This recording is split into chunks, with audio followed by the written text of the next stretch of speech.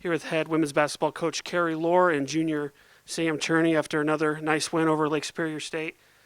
We were walking down here to the press conference, and I kind of said copy paste. It felt a lot like Monday's game in terms of a 1-point halftime lead, big third quarter, and then you guys started to do what you wanted to do. Coach, talk about coming out in this game and not really expecting, not knowing what to expect from Lake State, and get another win to start 2-0.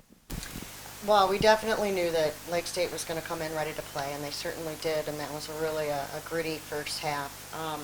We were fortunate to be able to get out and use our bench and press, and use our bench even yesterday, which allowed us to press today, and not many players playing over the 20 to 25 minutes, and I think we were able to change the tempo that helped us in the second half. So, they're a good team. They're without one of their better post players, and I expect they'll have a good season. But I'm super proud of the way we played, and we're learning from each other. We're trying to iron out the kinks. I mean, it's not realistic for me to, be disappointed, so to speak, in some of the things that we did. Rather than we just need to identify it and get better at it. That's it. Sam, career high 22 points, your first career 20-point game, 8 rebounds, 4 blocks. Really looked like you started to come into your own a little bit this afternoon. Talk about what it felt like out there today.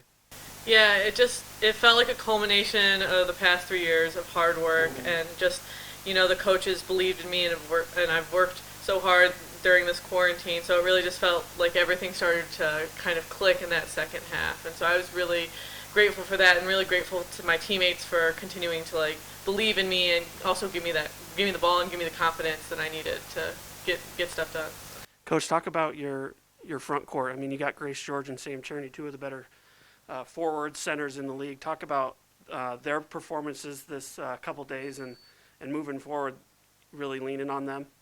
Yeah, they're certainly off to a very good start, and we need to be realistic that people are going to try to counter that. So that's opportunities for the rest of their teammates to step up and, contribute also. So, it's certainly fun having, a 4-5 punch inside, and they're rebounding and finishing well. I think they complement each other well. And like Sam said, they do have some chemistry, having played together. So, I'm optimistic that this is the start of something, really special for this junior class, but in particular Sam and Grace, and how they complement one another out on the court. So I'm optimistic in that regard. Sam, talk a little bit about what it feels like to play without fans. I want to kind of get your perspective. Do you notice it? The bench is definitely a little more lively. You got room to swing your towels and bring some energy, so that's been good. But as a player, what's it like playing without fans? It's definitely, it has its pros and cons. Yeah. Obviously, I miss our home fans. Yeah. I mean, we just have a great environment here in the Meth. And everything, and so I definitely miss it. Ask me after we play away if I miss the fans as much, because I know playing on the road in the GLIAC is very tough. But I definitely miss our home fans, and I think our bench has been, these past 2 days, has done a great job, being involved and having everyone engaged. Especially because there are no fans.